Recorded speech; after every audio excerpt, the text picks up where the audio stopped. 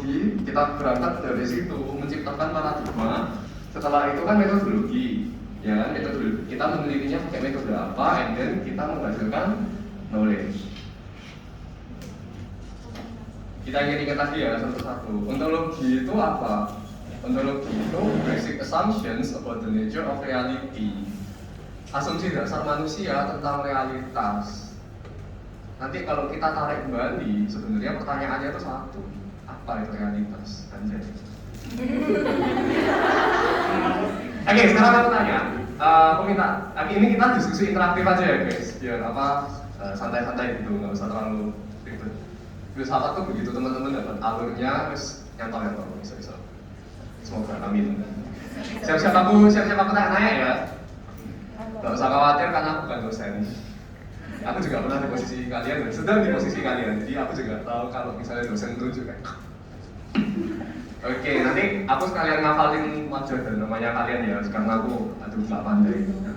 Aku mau tanya, buat yang ini baju strip, siapa namamu tadi? Caroline. Oke, Caroline. Pernah tahu kucing? Tahu kucing tuh hewan. Ya, apa? Terus apa? Kasih aku satu kalimat tentang kucing.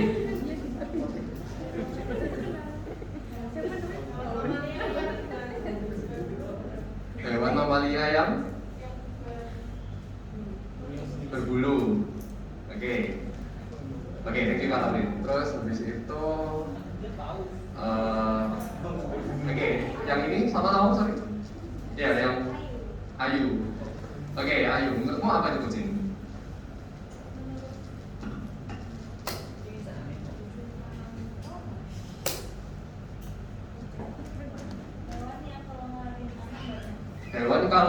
Hewan yang kalau melahirkan anak itu banyak. Oke, satu lagi, aku minta teman yang baru datang. Namamu siapa? Siapa?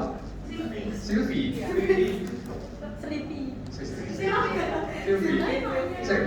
Bukan Sylviana Putri kan? Kamu nggak ada kan? Hah? Kamu nggak lomba basket? Ada yang lomba basket? Bukan kamu kan? Jadi never mind. Masih belum. Belum 22 baru berangkat. Walah, yuk semangat ya. Nanti kita doakan Sylvia bareng.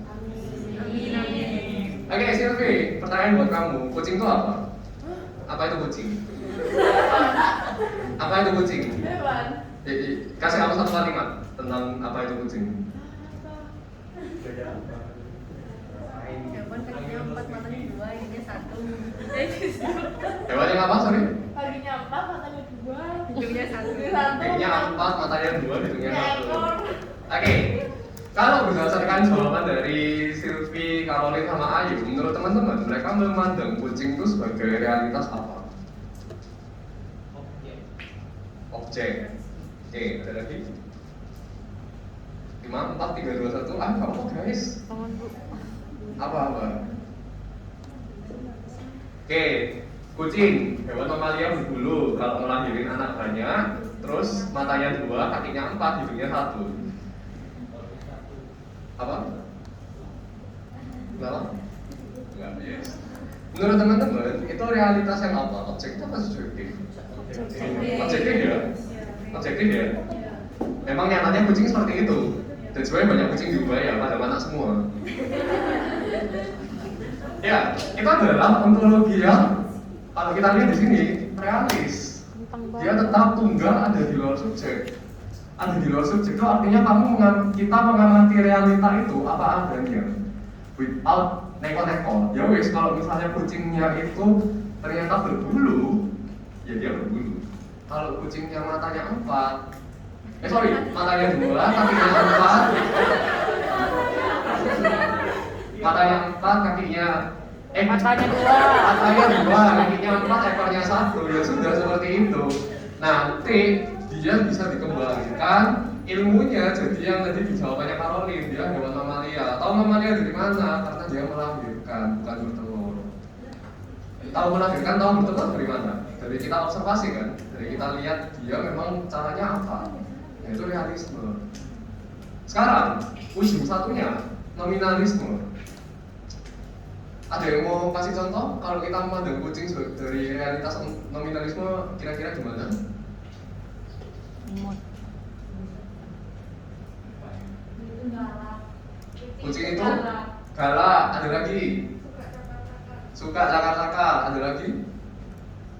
minta makan. Suka minta makan. Itu semua realita nominalisme, teman-teman. Tahu. Masalahnya adalah menurutku kucing itu lembut. Terus gimana? Ya kan? Ada yang tadi bilang kucing itu galak. Kucing A galak, juga aku bilang kucing A lembut. Juga aku bilang kucing A ngalem. Tahu ngalem? Tahu. Tahu ya. Ya kayak gitu loh, teman-teman. Nominalisme itu ada di dalam subjek. Realitasnya itu kita sendiri yang mendapatkan. Secara kita apa ya istilahnya perkembangannya subjektif gitu loh. Oke? Itu ontologi ya teman-teman, perkembangannya itu seperti itu. Ada di dalam subjek itu artinya itu. Jadi dia sumber realitasnya itu di dalam diri kita sendiri. Kita berpikir apa tentang subjek, tentang apa objek ini, tentang realitas ini gitu. Terakhir, ini kan dua kubu yang saling ekstrim gitu ya, ekstrim kanan sama ekstrim kiri. Nah kalau teman-teman ingat ada kalau kayak gini pasti ada tengah-tengahnya, namanya critical realism. Critical realism teman-teman ingat apa artinya? Apa? Realisme yang kritis. Yo, itu lagi bahasa Indonesia. Nah, sintesis gitu ya teman-teman intinya. Kenapa Pak namanya tuh realisme yang kritis? Karena gini. Kalian pertemuan pertama diceritain Marcus kan tentang kucingnya. Iya. Nah, sekarang gini, ingat gak kenapa kok kucingnya tuh gak cakap-cakap? Untuk mempertahankan diri ada lagi, karena ada cerita dong. Suka bawa darah. Kenapa kok dia suka bawa darah? Karena mamanya, tadi kan dia bilang mamanya kenapa? Mamanya meninggal terus nggak minum susu, minumnya darah mamanya kan? Nah, secara realisme itu nggak masuk akal. Kucing maupun makhluk hidup lainnya pasti carinya susu atau sumber nutrisi lainnya yang lebih lengkap nutrisinya daripada darah. Ya kan, darah itu cuma zat besi, hemoglobin dan berbagai zat lainnya yang kalau kita minum darah terus ya kita akan vampir gitu loh, nutrisi kita nggak akan terpenuhi. Cuma orang luar pasti mikir kalau lukanya Pak Lis itu karena kucing yang sangat-sangat galak. Tapi buat Pak Lis sendiri gimana? Enggak kan? Dia malah Pak Lis malah merasa ini kucing butuh bantuan. Maksudnya butuh kasih sayang dengan cara butuh keamanan dengan adanya kehadiran darah. Nah itu critical realisme. Realitanya kucing itu cakar-cakar memang, cakar-cakar cari darah. Nah, tapi kenapa kok dia cari darah? Karena ternyata dia suka sama darah. Itu critical realisme. Paham teman-teman? Paham ya? Jadi realita yang memang nyata terjadi di sana itu bisa kita memang kita mengakui kalau itu terjadi. Kita mengakui kalau itu memang terjadi dan kita bisa memikirkan, kita bisa mempersepsikan kenapa kok itu bisa terjadi dengan mengajukan pertanyaan-pertanyaan. Itu sebenarnya kalian belajar di hari pertama itu. Akar filsafat ya, diingat ya. Nanti kalau kita nututi ya semoga lah bisa bahas sedikit-sedikit materi UTS. Amin. Selanjutnya epistemologi. Jadi kan kita ada ini ya.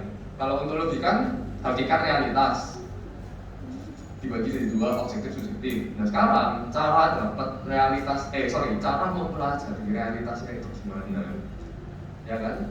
Itu yang dicoba dijawab oleh epistemologi. Karena tadi kita udah bahas bahwa ontologi ya, realisme sama nominalisme. Realisme kan tadi kan objektif, ada di luar diri kita. Kita memperhatikan realitas itu apa adanya. Berarti nanti kita mempelajarinya pun epistemologinya secara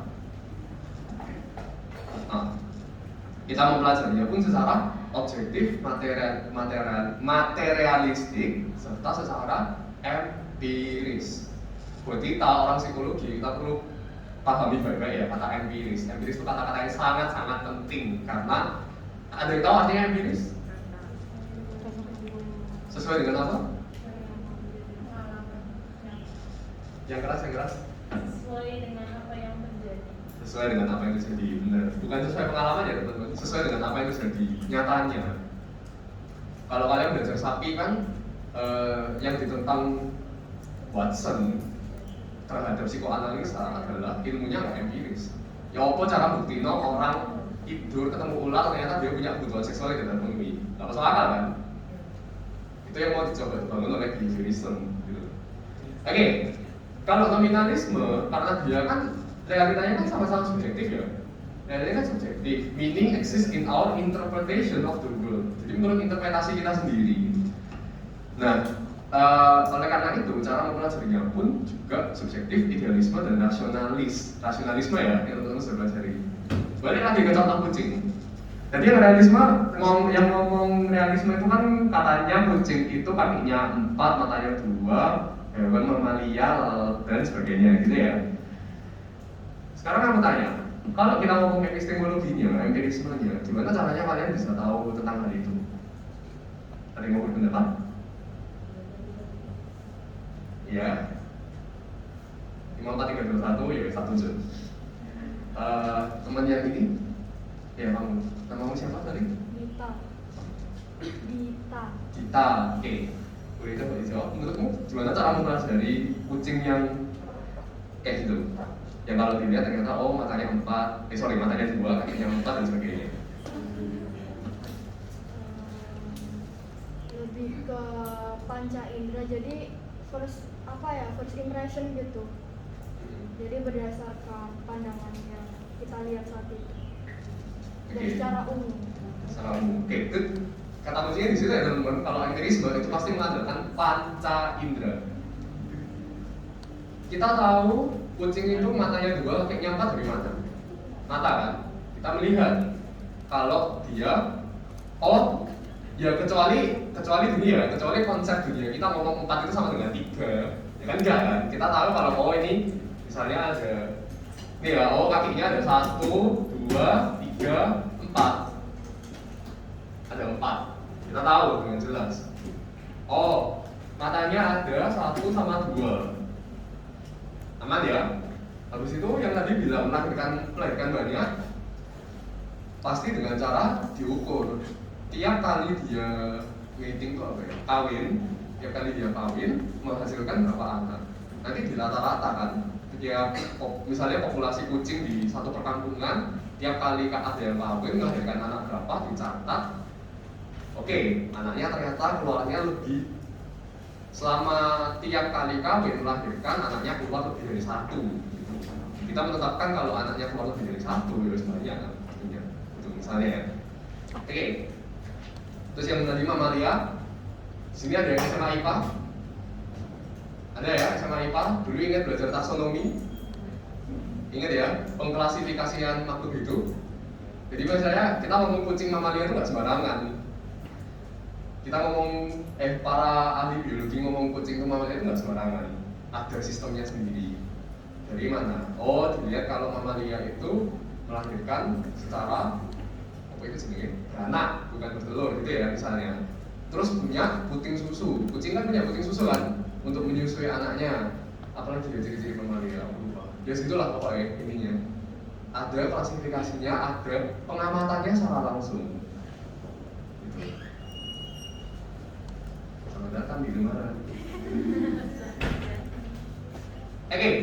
Sekarang, buat yang ngomong nominalisme tadi, kucing itu galak, kucing itu suka cakar-cakar, satu apa ya aku lupa. Ya itulah, kucing itu galak, kucing itu suka cakar-cakar. Aku tambahin ya, kucing itu ngalem. Ada yang mau memberikan pendapat gimana cara mempelajarinya? Kalau nominalisme berarti epistemologinya apa? Kalau ontologinya nominalisme, epistemologinya apa? Rasionalisme. Ada yang mau kasih? Jadi siapa yang jawab? Sorry. Oh iya, aku tahu namamu. Ya ampun, cara mempelajari ini. Dari pengalaman. Ya bisa tolong dijelaskan lebih lanjut. Kira-kira gimana? Contohnya kan kalau kita bisa ngomong kucing itu misalnya ngalem ya, kan berarti kita udah pernah mengalami kalau misalnya sebuah kucing itu ternyata ngalem. Kayak dari yang pengamatannya dia yang dari kita sendiri gitu. Nah, tentang sifatnya kucing lah gitu. Oke, ada lagi yang mau menjawab? Kalau yang galak gimana? Yang galak? Kasih deh. Jadi kamu bilang kucing galak kan? Iya. Kenapa kok kamu pikir kucing itu galak? Sama sih karena pengalaman langsung kalau saya pas ketemu kucing itu ternyata galau. Jadi aku mau interpretasikan kalau kucing itu galau. Jadi, Nah, sorry aku potong nih. Itu kata kuncinya, interpretasi. Ingat ya, salah satu pembeda terbesar empirisme sama rasionalisme adalah pengaruh interpretasi. Empirisme itu mengandalkan panca indera, and they leave little room for interpretation, ya kan? Apa yang kamu ukur, apa yang kamu lihat, ya apa itu adanya. Misalnya kamu ngomong kucing ini 50 cm, tahunya dari mana? Misalnya mau ukur pakai meteran, ya kan? Ya udah 50 cm. Nah, tapi kalau misalnya rasionalisme, mereka memang mengandalkan panca indera, ya kan? Kalau enggak, maksudnya kalau enggak dari panca indera gimana? Lah, wong Plato bilang apa namanya? World of Ideas itu ternyata dibuktikan yo lucu gitu loh ternyata oleh filsuf-filsuf zaman abad pertengahan, ya kan? Ingat World of Ideas-nya Plato? Plato atau Aristoteles saya lupa. Plato kalau nggak salah. Yang tentang ada gua, kita tinggal di gua yang sangat-sangat gelap, isinya cuma stalagmit, cuma tik-tik-tik gitu doang. Terus ternyata kalau kita keluar dari gua, ternyata dunia itu sangat terang gitu. Itu kan ngomong tentang konsep manusia itu punya konsep awal, konsep dasar sebelum kita mengenal apa itu dunia gitu. Jadi kan maksudnya ya, Plato tahu itu dari, maksudnya kan intinya adalah kayak pada akhirnya kita tahu itu dari mana? Dari panca indera kita. Panca inderanya nenek moyang kita yang entah gimana caranya Plato mengungkapkan teori itu akhirnya menurun ke kita semua kan. Lalu ternyata ada konsep dasar yang dari turun temurun itu tertanam dalam pikiran kita. Itu kan dasarnya rasionalisme ya. Jadi kan nanti kalau ketika dikembangkan kita memang pakai panca indera kita melihat, kita merasakan apa sih? Melihat, mendengar, mengecap, mencium sama merasakan, ya kan? Tapi pada akhirnya karena realitas itu ada dalam diri kita sendiri, itu semua main interpretasi. Kalau misalnya, ini agak-agak dark dikit ya guys, agak-agak dark dikit. Oke, Rasi bilang kalau kucing itu galak. Aku melihara kucing nih ceritanya. Tapi selama kecil, aku menyaksikan KDRT. Aku sendiri jadi korban kekerasan dari, nggak tahu lah, kekerasan fisik gitu ya, misalnya dikepui lah, dipecut, apa segala macam. Kalau aku ketemu kucing yang galak, aku nggak akan nganggep itu galak. Aku akan nganggep itu biasa, karena aku sudah biasa dengan kekerasan. Paham teman-teman? Aku sama Rasi pengalamannya sama loh, sama-sama dijakar gitu ya misalnya, sama-sama digigit, digaplok di kucingnya. Maaf, digaplok itu dihipat gini. Tapi interpretasi kami berbeda. Paham? Jadi, ya itu ontologi epistemologi semoga menjawab. Nah, next, dari ontologi sama epistemologi, kita tahu realitasnya kita yang mana. Kita tahu cara mempelajarinya. Dari situ ketika digabung, kita bisa menemukan paradigma kita itu yang mana. Nah, paradigma itu kan ini, cara pandang, perspektif kita terhadap dunia di sekitar kita. Dan cara pandang itu ya termasuk segalanya, itu gimana cara kita melihatnya, gimana kita cara mengukurnya, sistem berpikirnya itu gimana. Makanya kalau teman-teman ingat kan ada tabelnya itu ya, yang kalau misalnya paradigma ini pandangannya terhadap manusia seperti apa, pandangannya terhadap realitas seperti apa, lalala ini ada sistem sudah tersusun jadi satu sistem gitu. Walaupun mungkin ya, walaupun kita sebagai manusia nggak bisa terpatok kita nggak bisa terpaku pada satu paradigma tertentu seumur hidup kita. Tapi setidaknya ketika kita mencoba meneliti sesuatu harus konsisten. Kalau paradigma ini ya sistem berpikirnya kita kayak gini gitu. Jangan, maksudnya kalau misalnya kita pakai paradigma A, kita jangan pakai sistem berpikirnya paradigma B, kan nanti bertentangan gitu. Oke, paradigma itu everything necessary for doing science, ya kan? Karena ilmu pengetahuan itu adalah kumpulan dari ilmu dan teori yang sudah terbakukan, tersistemkan gitu. Dan paradigma adalah tadi yang bilang suatu sistem juga, suatu sistem berpikir gitu. A paradigm includes a set of metaphysical assumptions, particular theories of the subject matter, examples of solved problems, apparatus, and experimental procedure. Nah, kurang sistematik apa coba? A set of metaphysical assumptions tadi, ontologi sama epistemologi. Particular theories of the subject matter, teori, ya kan? Example of solved problem, nyatanya gimana di dunia? Apparatus and experimental procedure, cara kita mempelajari, cara kita mendapatkan ilmu itu dalam dunia nyata, gitu. Ya ini teman-teman bisa baca sendiri, lalala.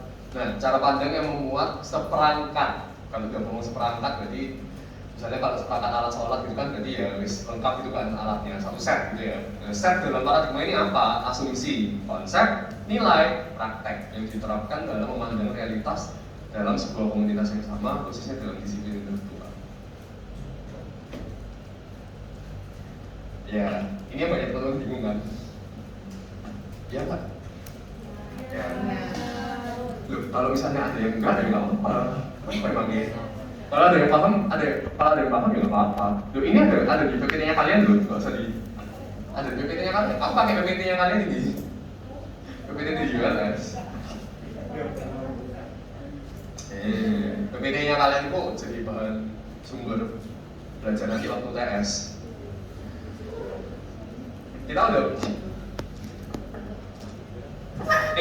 Kita udah bahas ya teman-teman kalau misalnya ontologinya realisme, epistemologinya apa?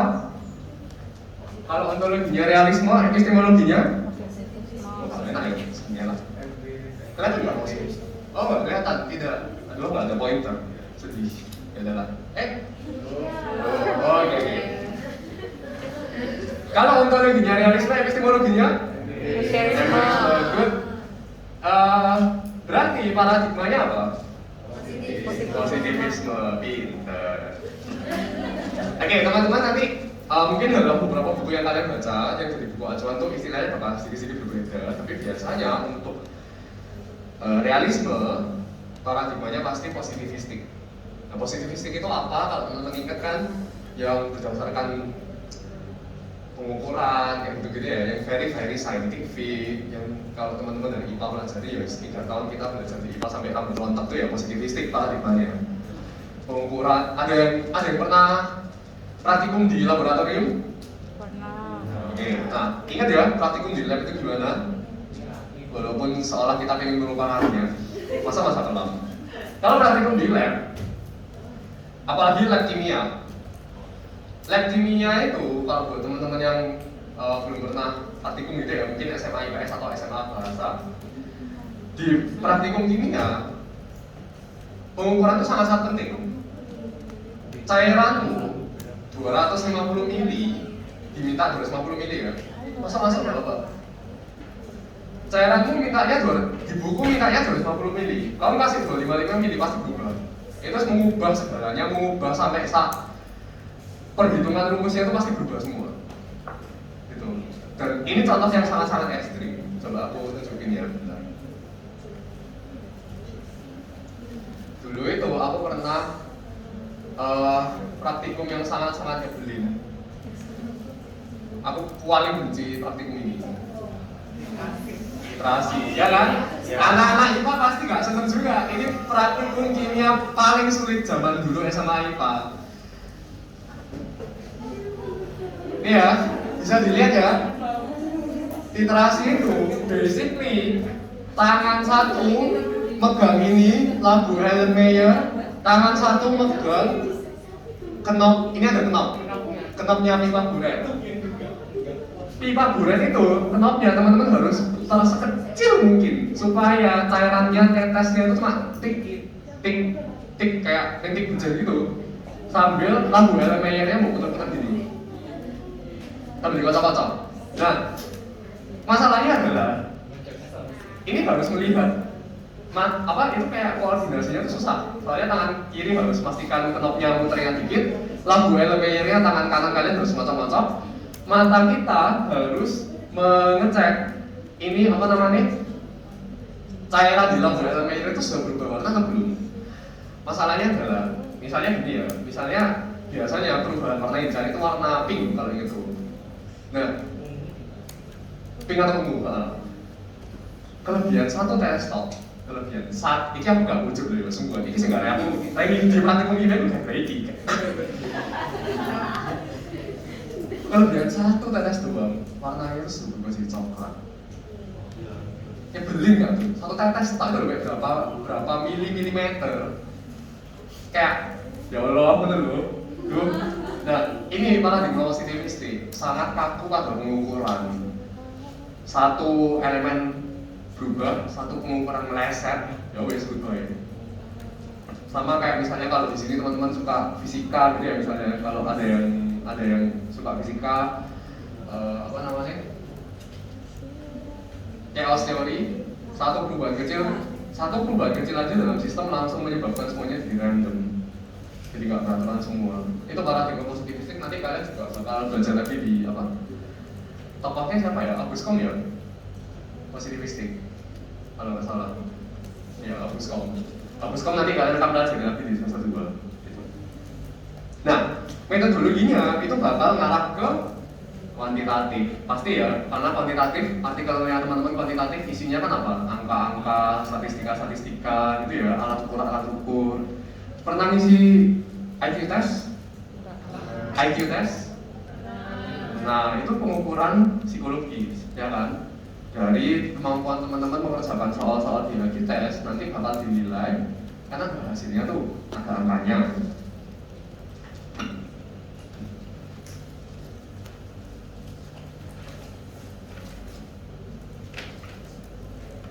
Ada hasilnya kan, ada angkanya. Nanti misalnya IQ-nya teman-teman misalnya 90 itu rata-rata. Nanti dari 90 itu teman-teman bakal dibandingkan sama usia teman-teman berapa sekarang? 18 ya, anggap aja 18 lah. Usianya teman-teman itu bakal dibandingkan sama usia teman-teman, usia anak berumur 18 tahun juga yang mengambil tes IQ dalam bentuk kurva normal. 90 itu di sini. Berarti teman-teman masuk dalam kategori rata-rata. Kayak ini ya contohnya kuantitatif gitu. Nanti kalau misalnya teman-teman di artikel sebenarnya ketemu istilah apa ya? Aku lupa.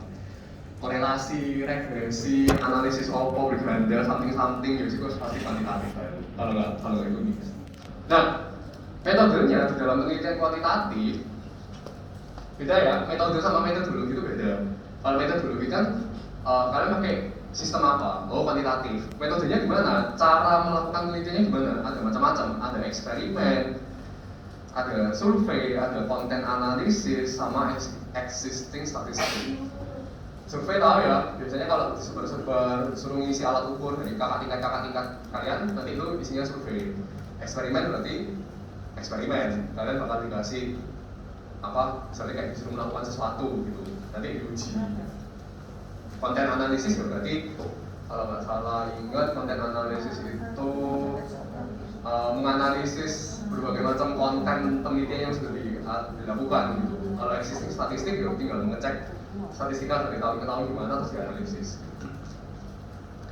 Terus sekarang lanjut, kalau misalnya ontologinya nominalisme, berarti epistemologinya rasionalisme. Good.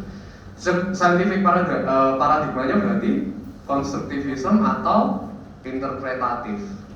Ingat ya, kalau interpretatif itu artinya menginterpretasikan. Jadi pengalaman partisipan, ceritanya partisipan itu teman-teman interpretasikan sendiri. Kalau konstruktivisme ya berarti konstruk, membentuk sesuatu argumen atau teori yang baru berdasarkan dari pengalamannya partisipan. Ya.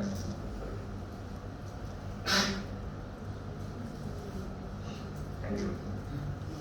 Kalau gitu berarti metodologinya ngarah ke kualitatif. Nah ini yang di sini kualitatif tuh biasanya kalau kemarin teman-teman ini kan lebih banyak observasi wawancara ya. Iya. Cara melakukannya observasi wawancara, terus habis itu kemarin Pak Marsha bilang apa ya? Ya itu literatur review, thank you. Biasanya lebih banyak situ, studi kasus kayak gitu-gitu ya, case study. Nah yang di kotak-kotak oranye itu yang aku lagi belajar sekarang juga. Itu tuh paradigma dalam penelitian kualitatif. Interpretive konstruktivisme, kritikal itu secara singkat ya, aku cuma jelaskan aja. Kritikal itu upaya untuk membongkar stigma-stigma yang ada dalam masyarakat. Jadi nanti misalnya kalau kalian ditanya di soal UTS, misalnya penelitian-penelitian yang kayak judulnya misalnya gini ya,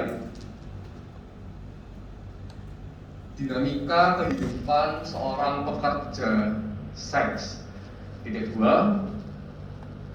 perjuangan menjadi ibu rumah tangga dan melawan HIV/AIDS. Misalnya gitu ya. Sekarang gini, apakah teman-teman percaya kalau misalnya seorang pekerja seks itu bisa sukses menjadi ibu rumah tangga? Enggak, ada yang bilang enggak, ada yang bilang percaya ya.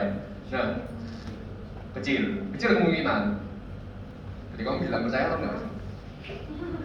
Percaya ya? Maksudnya percaya ya? Nah, kritikal itu berupaya untuk membongkar stigma itu.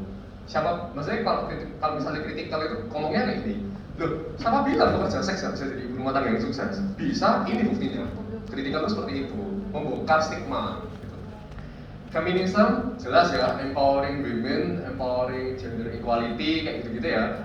And biasanya penelitian-penelitian yang terkait yaitu gender equality, termasuk dalam topik-topik yang berkaitan dengan gender biasanya. Tapi kalau feminisme lebih banyak ke wanita, gitu. Women study biasanya. Terakhir posmo atau postmodernism. Postmodernism itu ini paling aneh, paling freak menurutku. Soalnya gini, menurutku ini abstrak sekali. Soalnya dia itu istilahnya kayak dia itu menolak modern science. Dia kayak nggak mau terima modern science, tetapi dia malah menggunakan karya-karya seni, karya-karya sastra untuk mengkaji masalah dalam kehidupan sehari-hari. Jadi nanti kalau misalnya teman-teman nanti dapat judul artikel yang misalnya kayak apa ya, kemarin tuh aku inget kok ada yang mengumpulkan artikelnya itu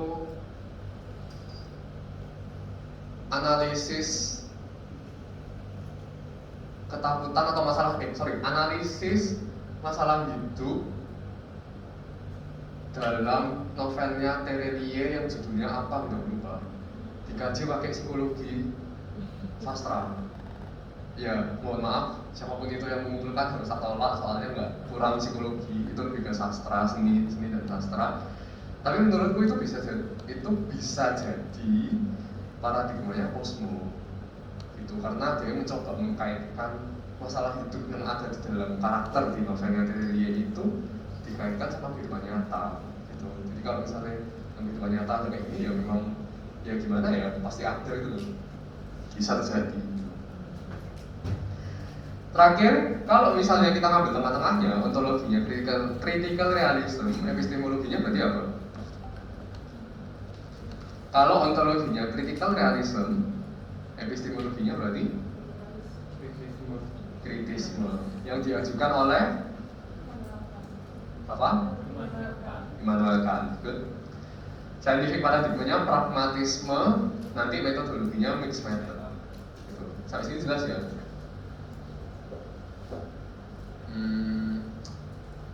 Ya ini bisa dibaca-baca sendiri lah. Konstruktivis. Nah ini teman-teman perlu mempelajari yang ini.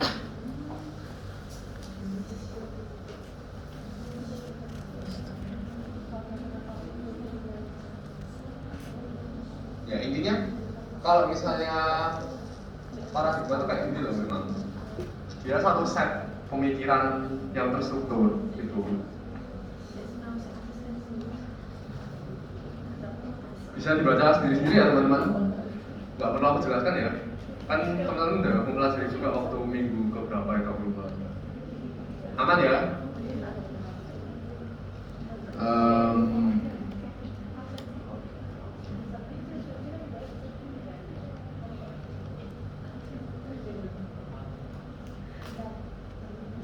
Ini sih yang beberapa elemen yang penting untuk dipahami itu ini.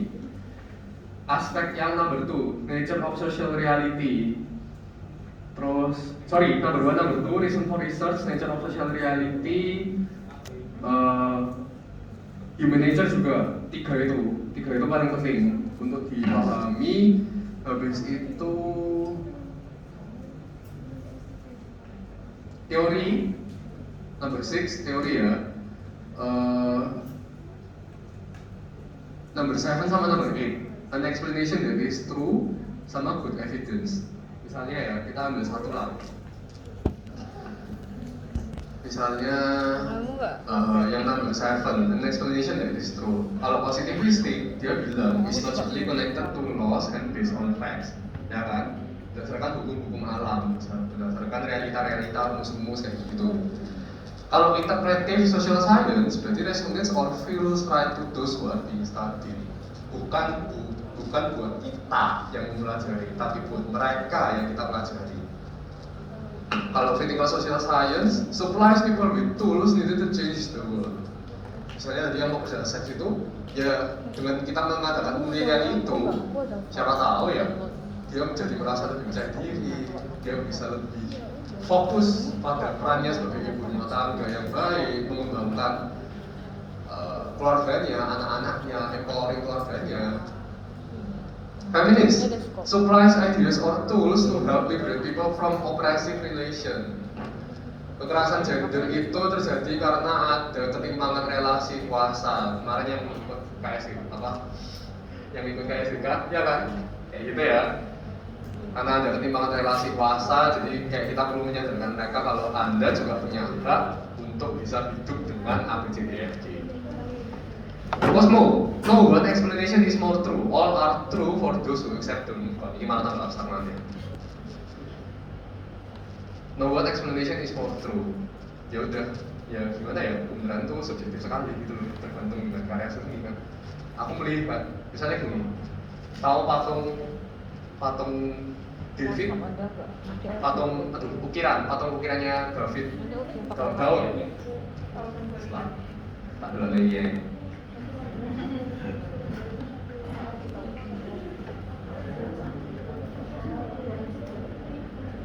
Nah, ini tahu ya, satu karya seni zamannya yang dibuat oleh Michelangelo. Aku bisa bilang ini wah maco sekali, keren sekali gitu ya. Aku bisa bilang, aduh kasar banget sih Michelangelo ini yang bikin kurang mulus gitu loh. Ada yang bilang, aduh itu nggak bisa lihat haram gitu. Gak mungkin. Ya kebenaranku. Semua seperti itu singkatnya gitu. Terus misalnya kayak, loh, aduh gak seneng. Kenapa gak seneng? Rambutnya terlalu kriwul. Aku suka rambutnya lurus. Gitu. Gak bisa di iklan Pantene gitu nggak bisa. Mungkin nggak bisa gitu loh. Nggak bisa kamu paksakan ke orang lain gitu. Itu kalau semua seperti itu ya. Oke, sekarang kita balik lagi ke sini. Berarti udah ontologi, epistemologi, paradigma, metode dan usaha yang tinggal. Tadi ada yang bingung bertanya nggak ya? Aku lupa.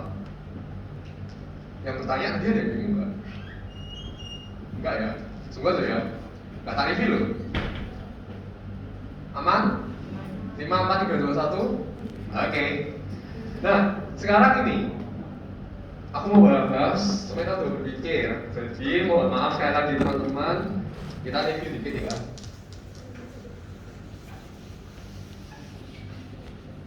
Kemarin inget gak Pak Marcel ngajari apa? Kalau di metode berpikir L H P. Ingat? Logiko, hipotetiko, sampai apa? Tetap verifikatif.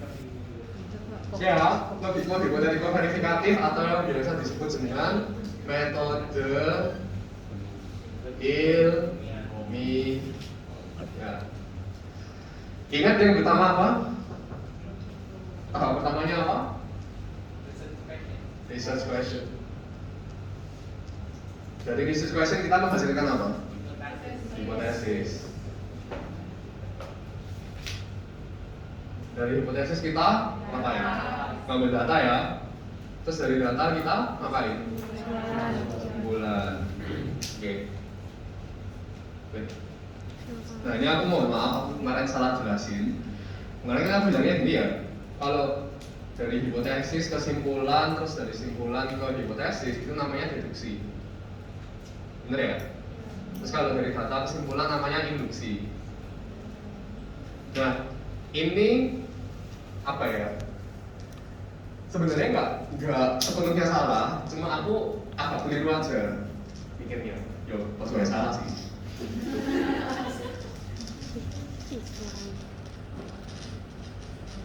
Aku ceritakan dulu aja ya sejarahnya gimana. Ini sekilas materi kalian nanti semester 2 juga. Jadi yang mengajukan positivistik siapa? Yang mengajukan paradigma positivistik namanya siapa? Auguste Comte. Oke. Auguste Comte. Ingat dia perannya selain yang mengajukan positivistik, dia juga ngapain? Dia juga sebagai siapa? Bapak sosiologi. Oke. Sosiologi itu ilmu alam atau ilmu sosial? Sosial ya. Masalahnya gini loh teman-teman. Filsafat itu apa posisinya? Mater scientiarum kan?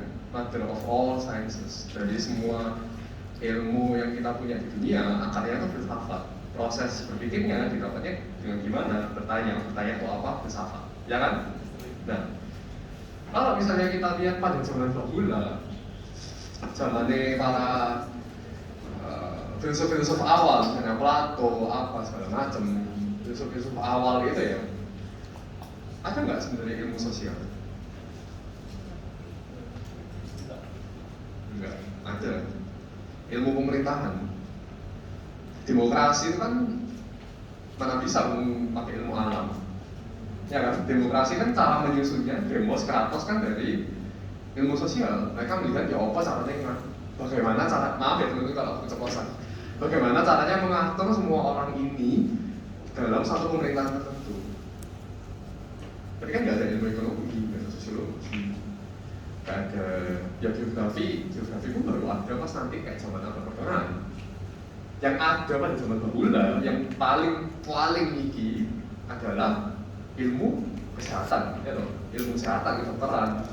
Yang sampai catatannya itu bisa kita temukan dari zaman mereka gitu loh. Oh ada satu lagi, ilmu sejarah. Tapi ilmu sejarah kan waktu itu cuma catatan-catatan toh. Cuma catatannya siapa ya kalau nggak salah, Hippocrates atau siapa gitu. Dan catatannya dia doang. Baru terbentuk ilmu sejarah, sistemasi ilmunya pas zaman abad nggak tahu berapa. Ya kan? Jadi memang pada zaman bahula, natural science itu yang muncul lebih dahulu, lebih banyak dipelajari. Dan karena lebih banyak dipelajari, disistematiskan lebih dahulu, ya kan? Oleh karena itu akhirnya ya apa namanya, metode ilmiahnya kita ngikuti mereka, ngikuti paradigma ini, positivistik ini.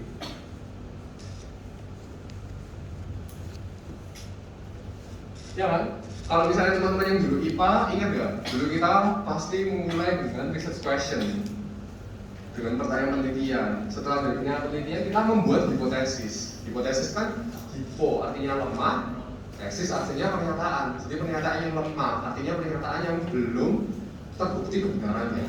Benar kan? Ya, hipotesis itu kan dugaan awal. Kita menduga, oh kayak hasilnya kayak kira-kira kayak gini deh, gitu ya. Nah, besok kan kita cari data. Kalau misalnya aku mencampurkan zat A dengan zat B, bla bla bla bla bla, hasilnya kira-kira seperti ini, benar nggak? Oke, tak coba. Aku ngambil zat A, aku ngambil zat B, tak ukur sekian, tak campur bla bla bla bla. Dapat data kan? Bisa dapat kesimpulan setelah jadi produknya. Oh, kayak gini ternyata. Benar atau enggak kayak di dugaan awal itu? Ya kan? Ya, ini tuh apa namanya? Metode ilmiah memang seperti ini dan karena Auguste Comte, bapak sosiologi, itu mengajukan positivistik pada tahun 1700 atau 1800, saya lupa. Ya, 1700-an atau 1800-an gitu loh. Jadi kan maksudnya ini baru apa mengajukan satu paradigma dalam penelitian sosial. yang ya karena waktu itu modelnya masih menganut dari ilmu alam, ya kan? Makanya ada penelitian kuantitatif dalam penelitian sosial yang ini penelitian sosial kok masih banyak angkanya kayak gitu kan. Siapa di sini yang masuk psikologi terus malah itu merasa tertipu soalnya ada statistik, ya kan? Banyak kan ya, ini kayak gitu teman-teman realitanya, sedihnya, ya kan? Habis itu baru nanti ada anggapan bahwa aduh, penelitian kuantitatif kok gini doang ya ternyata kesimpulannya. Maksudnya kok cuma sebatas oh ya ada hubungan gitu. Oh kalau satu naik satu turun. Misalnya kalau emosiku naik berarti kemampuanku berpikir logis turun itu toh. Lah maksudnya kok ada orang-orang yang maksudnya merasa nggak puas gitu loh. Oh sorry sebelum itu kan positivistik nih. Itu kan nanti ada, ingat bapak psikologi siapa? Ayo sapi, bapak psikologi siapa? Wilhelm Wundt.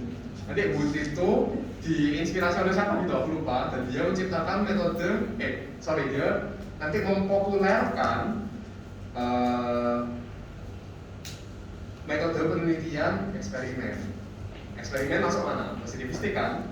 Nanti kita menguji sesuatu nanti pada sama aja hasilnya pasti angka-angka. Dan diukur misalnya terapi apa ya? Misalnya terapi kebersyukuran untuk mengurangi kecemasan gitu misalnya. Sebelumnya aku cemas sekali, jarang bersyukur gitu ya. Tapi ini dicoba, oke, selama 1 minggu kamu coba buatlah gratitude journal misalnya gitu ya, bersyukur. Nanti diukur sebelum melakukan terapi itu kecemasanmu dalam tingkat berapa? Mengukurnya pakai apa? Skala kan? Pasti pakai skala itu, survei, ya tau. Setelah itu menjalani terapinya, dan setelah selesai terapi diukur lagi kecemasanmu. Oh ternyata gimana efeknya? Kecemasanku tetap sama, malah naik atau semoga turun. Harapannya kan turun ya ceritanya. Mengukurnya dari mana? Sekali lagi, angka, pakai angka-angka kan. Hasilmu dalam perangkaan. Nah, masalahnya adalah ketika metode-metode kuantitatif itu menguasai ilmu, bahkan sampai ke ilmu sosial, orang-orang tuh ada beberapa orang yang merasa nggak puas. Kenapa kok hasilnya seperti ini? Kenapa kok hasilnya ya wis kayak gitu toh, hubungan satu naik satu turun gitu. Emang dia ini mengalami apa sih waktu emang dia ini mengalami apa waktu terapi? Kok bisa sampai rasa cemas turun itu gimana ceritanya? Bersyukur ini maksudnya bersyukur apa sih? Bersyukur maksudnya kayak bersyukur yang maaf ya, kalau aku agak politis gitu ya. Bersyukur yang kayak oh Tuhan, aku bersyukur sekali hari ini bisa hidup, aku bisa bernafas apa segala macem. Atau bersyukur yang oh Tuhan terima kasih karena aku nggak lebih jelek dari dia. Oh Tuhan terima kasih karena mantanku dapat pacar yang jelek sekarang. Misalnya gitu, ya kan? Apa ya? Ya paham nggak sih? Nah misalnya skor cemasmu berkurang itu 1 minggu, dan kok ternyata rasa bersyukurmu tuh diulang terus kayak gitu. Yang oh Tuhan terima kasih karena mantanku dapat pacar yang jelek sekarang. Oh Tuhan terima kasih mantanku sekarang kejepit gitu. Ya sorry apa kepleset gitu misalnya. Oh Tuhan terima kasih mantanku sekarang dapat nilai jelek. Dan kalau kamu 1 hari dapat nilai jelek gimana? Bisa nggak tetap bersyukur? Oh Tuhan, aku bersyukur hari ini nilaiku jelek, aku tahu aku perlu belajar lagi. Terima kasih atas syukurannya. Nggak mungkin. Belum tentu kan? Belum tentu. Nah kalau sekarang dibalik sih, kalau misalnya kita tambah parah situasi ini, kamu dapat nilai jelek, mantanmu dapat nilai api, yo. Bukan bersyukur ya, malah tambah mengutuk Tuhan ya istilahnya kayak, loh, ya apa sih gitu kan? Aku kok dapat nilai elek, kok mantanku malah dapat nilai api, gitu. Nah, proses-proses internal seperti itulah yang ditanyakan dalam penelitian kualitatif. Kita mau tahu apa sih yang orang itu alami, pandangannya dia terhadap pandangannya dia terhadap kejadian 1 minggu yang dia alami itu gimana? Ya apa caranya deh? Bagaimana caranya dia itu bisa Misalnya ya, kalau misalnya ada kejadian yang buruk menimpa dia, bagaimana caranya dia bisa tetap bersyukur? Itu nggak bisa jauh dengan nilai kuantitatif. Bagaimana sekarang gini, paham nggak maksudku? Bagaimana caranya kita mengukur orang yang bersyukur walaupun dalam keadaan tidak baik? Misalnya kita dapat dalam ini ya, misalnya dalam skala gitu ya, ada poin yang kayak aku bersyukur walaupun dalam keadaan susah. Dari skala 1 sampai 5, skala nggak pernah 5 selalu. Orang ngisi berapa misalnya? Misalnya ngisi, kamu bakal ngisi berapa? Nggak tahu, oke. Ada yang mau jawab ngisi berapa? Ini nggak ngejudge kok, nggak ngejudge. 3. Oke. Gimana caranya aku yakin kalau kamu bisa? Kamu sungguhan nggak bersyukur pada saat mantanmu dapat nilai bagus? Bersyukur nggak ketika kamu dapat musibah? Beda kan? Dan pertanyaan lebih lanjutnya lagi adalah, kok bisa dari kamu mengalami musibah, jadi kamu bersyukur? Proses pikirnya gimana? Bisa nggak dijawab dengan penelitian kuantitatif? Nggak bisa ya? That's why ada penelitian kualitatif. Nah, kalau kemarin aku bilang kuantitatif itu lebih banyak hipotesis kesimpulan ya. Data itu fungsinya cuma komplementer doang gitu loh, cuma alat untuk kita bisa mendapatkan kesimpulan untuk kita bisa menjawab hipotesisnya kita benar atau enggak. Nah, kalau misal ini deduksi ya teman-teman. Kalau misalnya yang kualitatif itu lebih banyak dari data langsung kesimpulan. Karena memang kita boleh punya dugaan awal, cuma ya saya lagi. Jadi kalau teman-teman ingat di interpretif kebenaran di siapa? Di partisipan, bukan di kita yang meneliti. Gak boleh misalnya partisipan kita ngomong A terus ternyata kita dalam laporan ngomongnya B, gak boleh. Bolehnya menjelaskan, oh dia menjawab A karena A, B, C, D, E, F, G gitu misalnya. Nah, ini kekeliruan itu di sini teman-teman. Mohon maaf ya saya lagi. Kalau di penelitian kualitatif yang murni itu biasanya dia nggak bakal pakai hipotesis, karena dari awal dia udah istilahnya ingat tabula rasa, ingat istilah tabula rasa, kertas kosong, manusia terlahir dalam keadaan yang sangat-sangat kosong menunggu untuk diisi. Penelitian kualitatif itu seperti itu. Oke lah, kita punya teori.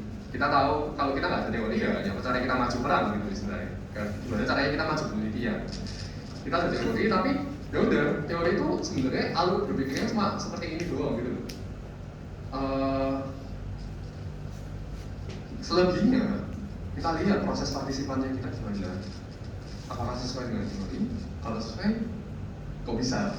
Kalau nggak sesuai, berarti kita menemukan sesuatu yang baru. Makanya kita lebih banyak, kalau di kualitatif, proses berpikir induktif itu lebih banyak fokuskan data sama kesimpulan gitu. Makanya kemarin aku bilang, kalau saya jelaskan induktif, dari luar dalam, jadi dari khusus ke umum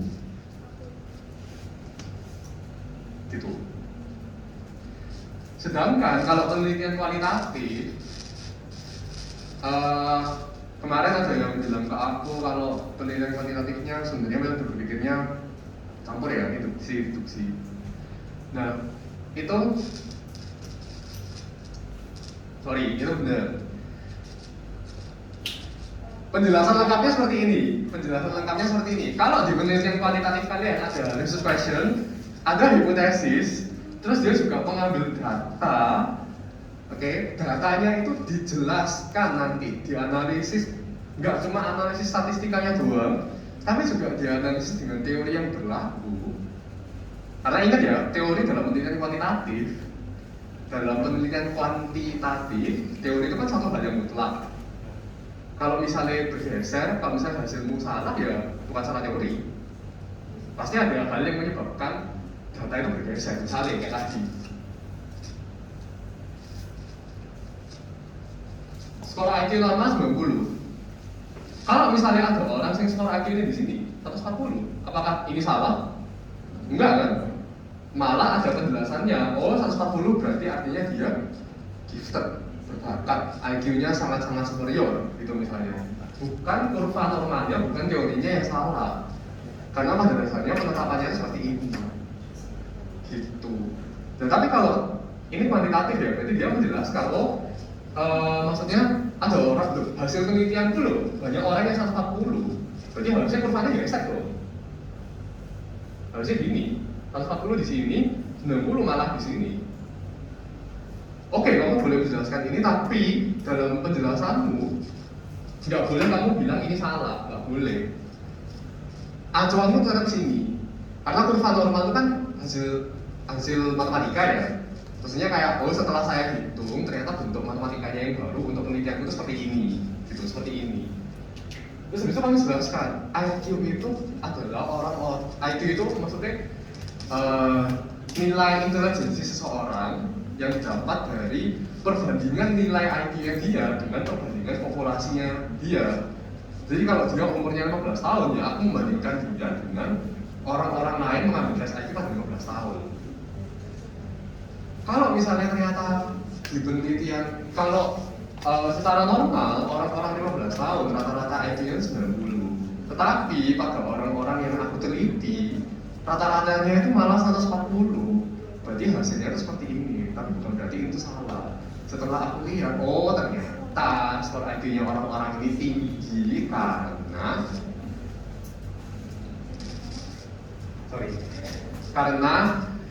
misalnya pada saat ibu mereka mengandung, ibunya ini banyak mendengarkan musik klasik, ibunya banyak makan salmon sama tuna, ikan-ikan berprotein tinggi. Waktu kecil anaknya sering dikasih minum Scott English itu apa? Nggak boleh sebut merek. Minyak ikan, dikasih makanan bergizi. Anaknya sering distimulasi dengan berbagai macam hal. Terus pada saat usia 5 tahun, anaknya ini menunjukkan tanda-tanda kecerdasan istimewa. Itu kan semua teori IQ, ya kan? IQ kecerdasan seorang itu bisa distimulasi dari kecil. Malah harus distimulasi sejak kecil. Kalau udah agak gede ya sedikit telat, sedikit susah untuk menstimulasinya. Jadi kan sesuai dengan teorinya IQ, sesuai dengan teori kecerdasan maksudku, sorry. Ya kan? Paham ya maksudku? Jadi penilaian kuantitatif. Jadi kalau misalnya dia datanya itu juga nggak cuma dianalisis secara statistik, tapi juga dianalisis dengan teori yang berlaku. Benar-benar dijelaskan, dipreten itu apa ya? Dikupas satu-satu berdasarkan teorinya. Berarti ini pakai mixed method atau metode ilmiah ini untuk metode verifikatif. Dan nanti teman-teman bisa menjelaskan di mixed method, dia pakai mixed method, tapi memang kuantitatif itu utamanya deduksi. Kenapa? Karena dia berangkat dari hipotesis. Cuma nyatanya ketika di penelitiannya itu lebih menggunakan metode ilmiah. Nanti teman-teman bisa jelaskan deduksinya itu karena dia berangkat dari hipotesis, kesimpulannya begini, menjawab hipotesisnya enggak itu. Tapi nanti bisa dijelaskan juga untuk yang induksi, dijelaskan peneliti itu menganalisis datanya menganalisis data yang dia dapatkan, dia bandingkan dengan teori sebelumnya. Cuma hasilnya bla bla bla bla. Itu ya teman-teman cara jawabnya nanti. Paham ya maksudku? Oke, kita berpikir selesai. Ada yang masih bingung? Ada yang masih bingung? Ya. Berarti untuk metode berpikir itu dasarnya tetap akan sama dalam artian pasti, tapi ketika masuk ke dalam jurnal itu bisa terjadi penyimpangan hierarki. Dalam artian kuantitatif itu bisa menjadi mixed method ketika ternyata ada tanpa sadar penyebutannya jadi kayak penyimpangan gitu dalam metode. Apakah begitu atau? Istilahnya bukan penyimpangan ya.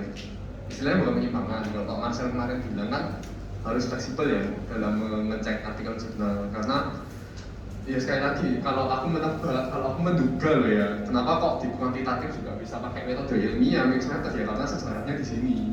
Awalnya karena ya semua ilmu paradigmanya mengikuti positive science, natural science gitu. Jadi nanti bukan penyimpangan ya teman-teman, cuma memang pada dasarnya itu kan metode ilmiah. Kalau kuantitatif kan pasti lebih banyak mengikuti positivistik yang akhirnya mengikuti metode ilmiah ini. Cuma dalam alur berpikirnya itu memang di kuantitatif lebih utama deduksi. Kalau di kualitatif yang murni, kan ya. Kalau kualitatifmu ada, hipotesisku malah aneh gitu loh. Malah harusnya dia itu nggak ada hipotesis. Gitu. Jadi langsung dari data ke kesimpulan. Gitu. Jadi bisa dijelaskan seperti itu ya. Ada lagi kah mau bertanya? Ya. Yang induksi itu benar dari dalam keluar karena itu dirinya atau kayak umum khusus itu benar. Dari dalam keluar. Nah, ini kan dari luar ke dalam. Oh, Kembali. Aku udah update di notes ya guys. Kenapa kok dari luar ke dalam? Karena misalnya gini, kayak tadi ya, aku ambil contoh pekerjaan seks itu ya.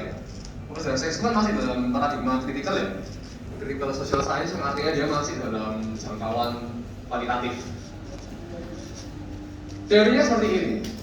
Misalnya ya, teorinya seorang pekerja seks, teorinya adalah dia itu wis dicap buruk oleh masyarakat, dan apalagi karena dia wanita dalam masyarakat yang patriarkis, tekanan itu akan jadi semakin besar, semakin berat buat dia. Dan masalahnya adalah berumah tangga itu adalah suatu hal yang seolah kontradiktif dengan seorang pekerja seks. Karena kalau pekerja seks, istilahnya kan dia bekerja istilah kasarnya banget lah, menjual badannya untuk kepuasan seksual orang lain, ya kan? Sedangkan konsep pernikahan yang ada adalah segala kepuasan seksualmu itu harus berada dalam lingkup pernikahanmu doang, jois antara dalam agama-agama besar ya, dalam suami istri saja, nggak boleh di luar itu. Di luar itu ya wis penyimpangan lah, apa misalnya selingkuh, poligami, poliandri, misalnya kayak gitu. Nah, tetap teori yang dilakukan seperti itu, tapi kenyataannya ada pekerja seks yang, misalnya ya, ada pekerja seks yang bisa berumah tangga dengan sukses, gitu. Nggak tahu ya apa caranya, ya sukses menurut mereka seperti apa, berhasil, dia. Contoh lain misalnya.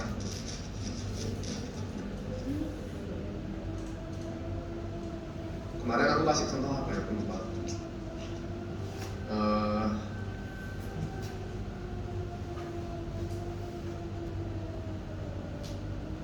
Oh ya, ini misalnya pernah dengar prokrastinasi? Prokras ya, tunda-tunda pekerjaan. Procrastination. Ada banyak teori kenapa orang itu melakukan prokrastinasi. Males,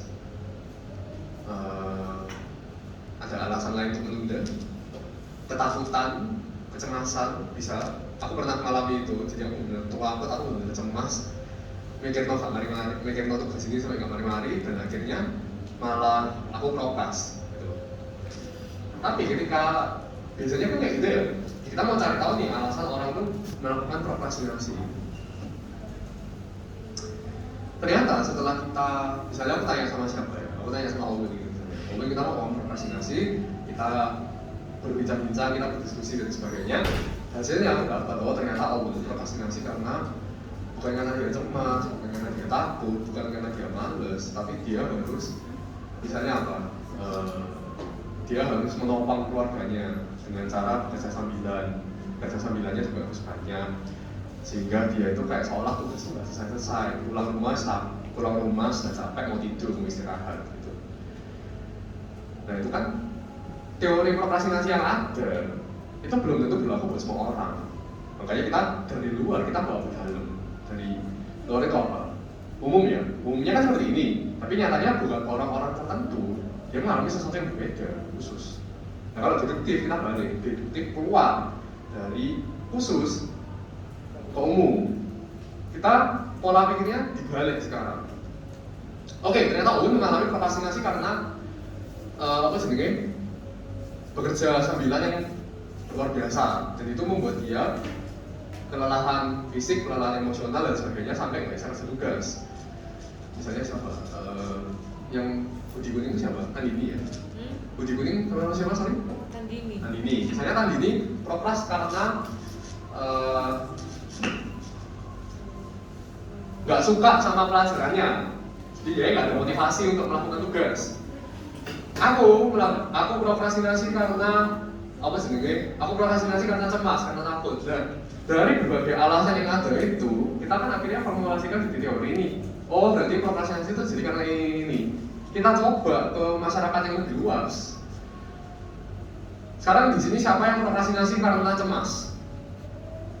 Angkat tangan, ada? No judging. Oke, 1, boleh. Ada yang prokrastinasi karena nggak suka sama pelajarannya? 1, 2, 3, 4, 5, 6. Oke, 7. Thank you teman-teman udah jujur. Kita stay di sini aja ya. Alah, wajar. Aku dulu yang prokras karena malas gitu saya ini. Ada yang di sini prokrastinasi karena kebanyakan kerjaan, kebanyakan kerja sambilan, apa sampai mau kerja itu nggak waktu, capek gitu. Ada ya? 1, 2, 3. Oke, terima kasih teman-teman sudah jujur. Mohon maaf ya, topiknya memang agak berat. Tapi memang itulah orang psikologi, kita harus bisa apa ya memaklumi lah kalau orang itu punya kondisi masing-masing. Nah, ini penelitian deduktif. Aku lihat, bener nggak ada ini? Ada orang yang prokrastinasi karena ini. Bener nggak? Maksudnya nggak cuma aku tak gitu ya, ada satu sampel, ada satu populasi yang mengalaminya juga. Dan nanti misalnya aku tanya ya. Tadi siapa yang jawab karena nggak suka dosen, nggak suka pelajarannya? Salah satu aja, aku mau nanya. Oke, kamu yang rekam, seperti Ivana ya, kalau nggak salah. Dari skala 1 sampai 5, kita coba pikirkan ya satu pelajaran yang paling kamu nggak suka. Entah dulu atau saat ini, bisa aja. Atau aja. Ada, oke ya, nggak usah disebutkan. Dari skala 1 sampai 5, seberapa benar pernyataan ini untukmu? Aku prokrastinasi karena aku nggak suka sama pelajarannya. Ini silahkan jawab. Berapa?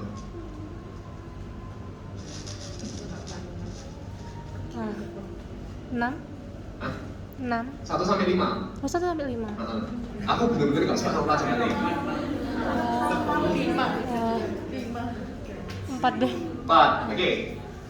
Di dalam pelajaran ini aku merasa lesu, aku merasa lesu. 1 sampai 5 berapa? 5. Oke. Pelajaran ini membuatku tertekan. 1 sampai 5? 5. Selama aku belajar, aku sangat merasa tidak nikmat. 1 sampai 5? 5. Kalau teman-teman perhatikan artikel kuantitatif kalian kan seperti itu ya kira-kira. Ya kan, dari jawaban-jawabannya. Nanti aku nggak cuma ngetes Ivana, jadi aku ngetes kerasi. Jawabanmu misalnya biro 3, 4, 4, 5 misalnya. Ya betul ya. Dari jawaban-jawaban itu nanti aku dianalisis datanya. Terus ternyata kalau misalnya ada hubungannya, oh berarti memang teori ini bisa kita pakai buat sampel populasi ini berlaku buat mereka. Nah kalau nggak gimana? Ya udah, alasannya apa? Itu penelitian kuantitatif ya teman-teman. Metode berpikirnya seperti itu ya, deduksi. Dari deduksi ke umum keluar, berarti dari umum ke khusus. Kita mencoba melihat apakah teori ini yang seharusnya yang semula cuma berlaku buat manusia-manusia tertentu saja, apakah bisa berlaku juga buat orang lain gitu dalam satu populasi yang luas. Ada yang mau bertanya? Paham?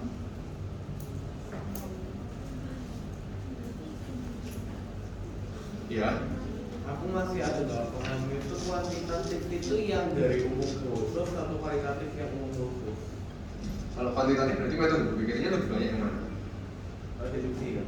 Deduksi itu berarti Umum ke khusus. umum nggak khusus. Dibawa keluar, kebalik, dibawa keluar iya. Bener ya, dibawa keluar kan ya? Aku juga sering kebalik-balik maaf. Jadi umum ke khusus. Jadi nanti ada yang bilang kalau deduksi itu upaya untuk menggeneralisasikan. Kita mau coba lihat teori ini tuh bisa dipakai nggak buat populasi umum, generalize, ya kan? Gitu. Makanya nanti ada yang bilang kalau deduksi itu khusus ke umum karena itu, gitu. Cuma kalau aku baca dari buku apa ya, tes atau apa ya, itu nggak seperti itu harusnya, dari umum ke khusus, penjelasannya seperti itu. Ada lagi yang masih ada pertanyaan?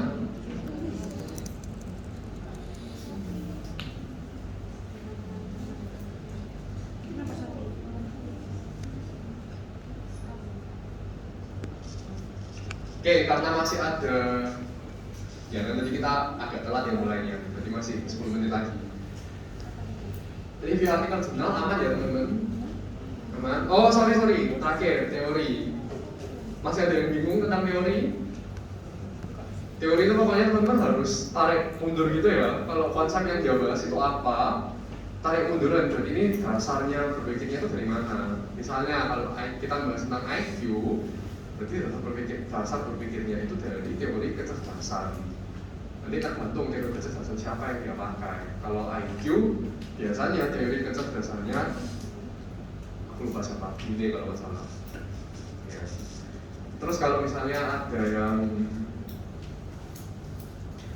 apa ya? Sorry, nama siapa? Juan. Oke. Salah satu artikel jurnalku judulnya apa? Satu aja.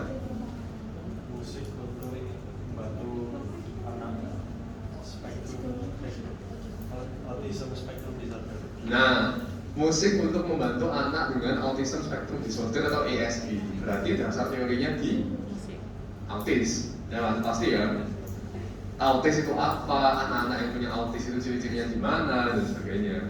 Dan nanti untuk musiknya pasti ke arah teori terapi musik harusnya. Teorinya gitu. Paham ya teman-teman? Kayak gitu teori. Kalau misalnya nggak ada tokohnya, nggak ada tokoh psikologi, biasanya tokoh-tokoh psikologi itu kayak tahun 90-an, tahun 80-an gitu biasanya. Kalau misalnya nggak ada, ya dapatkan dari ini aja, dari kutipan-kutipan aja, citasi-citasi gitu. Misalnya dalam artikelnya siapa dia menyatakan kalau kecerdasan adalah ABCD, dia siapa dari situ. Soalnya nggak semua artikel jurnal itu menyatakan siapa teori, siapa tokohnya. Masalahnya itu di situ, gitu. Jadi kalau nggak ada ya udah pasti kutipan aja. Oke, 5 menit lagi kira-kira kita ada yang mau bertanya tentang materi UTS? Ada yang bingung tentang kuis mau ditanya atau apa? Silahkan. Kak, untuk kuisnya itu kita bisa lihat nilai kita sama kayak soal-soal yang udah kita kerjain nggak, biar kita tahu kita salahnya di mana. Kalau untuk nilai akan aku rekamkan. Kalau untuk apa namanya?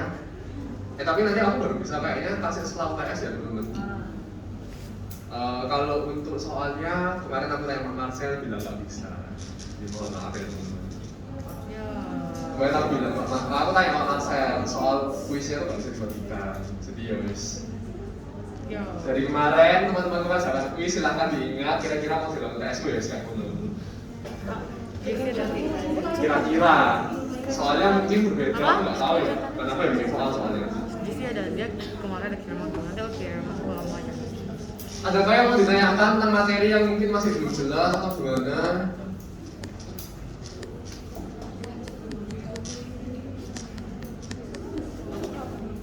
Ada?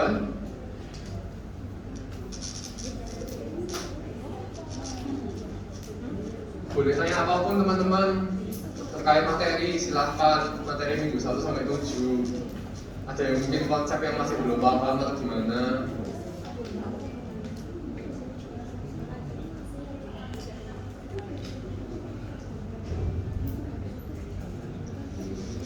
Ada?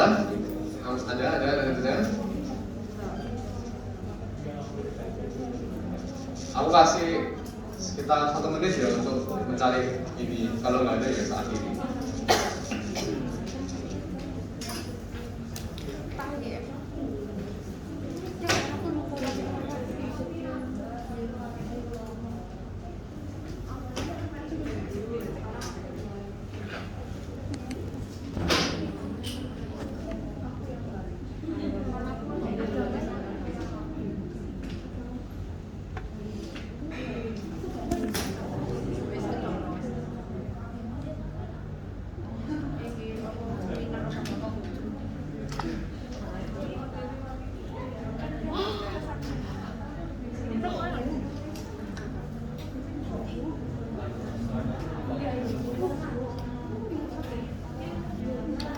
kapan apakah aku datang?